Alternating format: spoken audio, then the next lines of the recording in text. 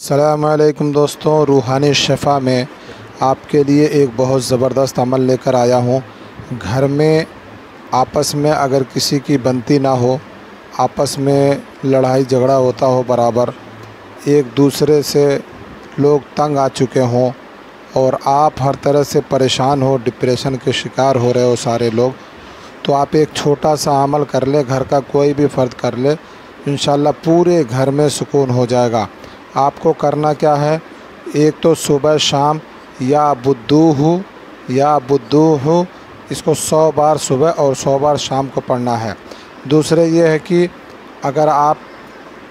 کسی چیز میں، میٹھی چیز میں یا کوئی کھانے پر اس کو 100 بار پڑھ کے اور اس کو رکھ دیں اور سارے لوگ اس کو استعمال کریں، تو انشاءاللہ کچھ دن آپ ایسا کریں گے عمل، اور اگر نہیں یہ کھلا سکتے ہیں تو صرف پڑھیں۔ انشاءاللہ اللہ کے کلام میں بڑی طاقت ہے، ہمارے پڑھنے میں کمی ہو سکتی ہے۔